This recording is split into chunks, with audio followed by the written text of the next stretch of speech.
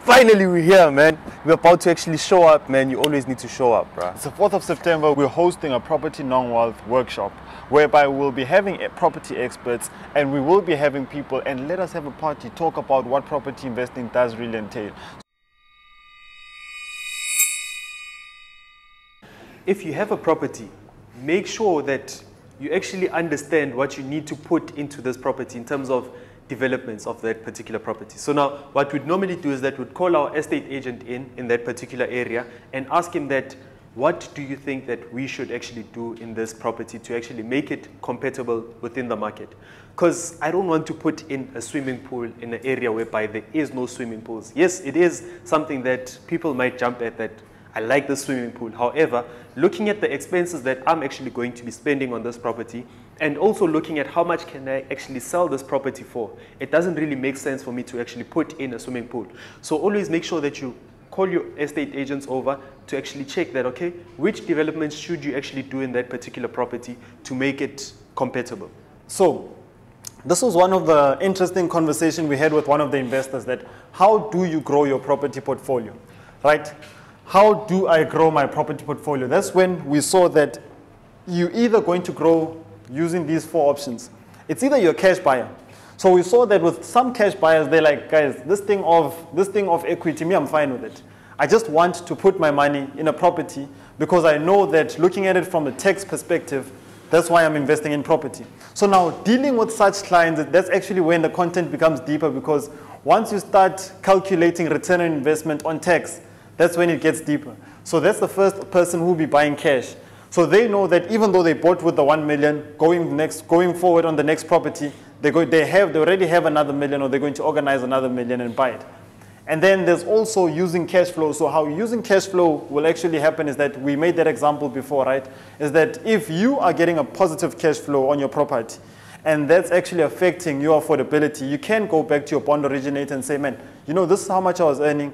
This is how much cash flow positive I'm getting. How can we actually work forward using the next property?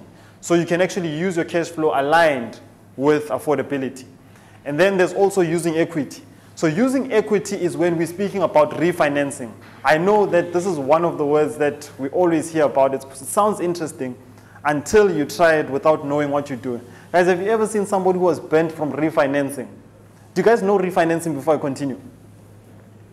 So what refinancing is, I can see I'm speaking a foreign language. So what refinancing is, guys, you'll just correct me if I'm wrong. Refinancing is that I bought the property at 950, however, it was worth 1.5. So what I can do is I can talk to my bond originator, say, please have a conversation with the bank, and let's see, can we take a loan from how much that was left? So that's called equity. So now the loan is based on the difference between the 950 that you bought it from with that 1.5, right? Assuming that you qualify for it. Assuming that you qualify. Hence I'm saying the bond originator is your key person. You're right. You're right by saying that. So if I do qualify, she'll even tell me that you qualify for X amount. And then let's just say we did qualify for about 600K from that. So what will happen is that the loan will come through, you use that 600 to buy the next property. So that's refinancing in a nutshell, right? Now where people get it wrong is that you have a cash flow positive property, you're getting money, let's say 4,000 every month with that one, 4,000. It sounds good.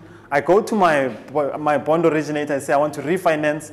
Now if I'm going back to ask for another loan, what does that do to my bond? It increases. You find yourself in a situation whereby you're getting 4,000, but now you have to take out another 1,000 from your pocket because my bond increased. So even before you actually refinance, you need to understand the numbers before that if I'm refinancing and asking for 600,000, how will that affect my bond? So last thing you want is getting a loan and now the property that you had before is cash flow negative.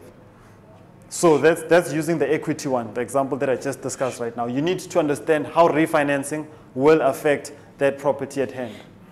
Then the last one that we have over here is your credit and affordability. This is where your journey actually becomes faster. Because now remember, when you're using credit, it's basically using money that you don't have. However, I want to stress this. Never buy property using credit if you don't know what you're doing, right? Because chances are you're going to go to an estate agent, right? Not our guys. You're going to go to an estate agent and they're going to sell you on this property. And trust me, when they sell like really good. Yeah. They'll even bring in, I remember there was a strategy that one of the estate agents did, is that they actually brought in another investor to view with us. Then this investor probably was inexperienced because he could have seen that the number weren't working. And he was like, yeah, I'll buy it. I'll buy it. So now we understand how much we should be going at. And now he's going it at market value. So now the problem was that if an estate agent is bringing in someone else with you, already it creates competition that, okay, Neo and Lebu are the ones that are going to be viewing. So now if Lebu says, I'll buy it, chances are Neo is also going to say, okay, I'll put in an offer that's a bit higher than what Neo is going to do. Now you have a bidding war, and now it doesn't make business sense. So now you always need to understand that before I actually go to my bond originator and say that I want credit on this particular property, I know at what price should I actually be going in at. Once you know that, you can already leverage what the bank can actually give you, and now affordability. It goes back to what Neo was saying, is that if we're getting paid 15,000 from our income, and now my income moves from 15,000 to around 18,000, now my affordability actually went higher because now I can actually afford more properties. So now that's where you want to actually be playing. I'm sure if you've received an increase, and let's say that you're paying everything on time, an increase at work, you'll notice that the banks are going to start calling you, asking you for loans. But if you're using it bad, you won't get that call. So it goes back to affordability. These are the ways that you can grow your property portfolio. So you need somebody who will sit down, look at where you are, look at how much you're getting, not just look at the strategy. As you can see, strategy is also aligned to the finances. So you cannot look at property alone, not understanding finances. So yeah, that's the first part of our presentation. So Leo, do you want to just give me a brief about what does it really mean to be a landlord? Man, being a landlord is really tough, man, because now you need to go through all of these changes in terms of having this person that has this particular characteristic, and then they leave, and then now you have to deal with this person that is really out of line, and now you need to be able to actually shift yourself, because now if you do let them skip rent for that particular month, that comes back to you because you need to pay it at the end of the month, man. I mean, what I can tell you right now as a property investor is that you should surround yourself with experts. I'm talking about having a property coach. I'm talking about having a lawyer. I'm talking about having an accountant. You need to rely on all of these experts to actually come on board so that your property journey can become smoother. Man, we are waiting for you, man. It is going to be awesome. See you there, man. Invest like a pro with no one. Cheers.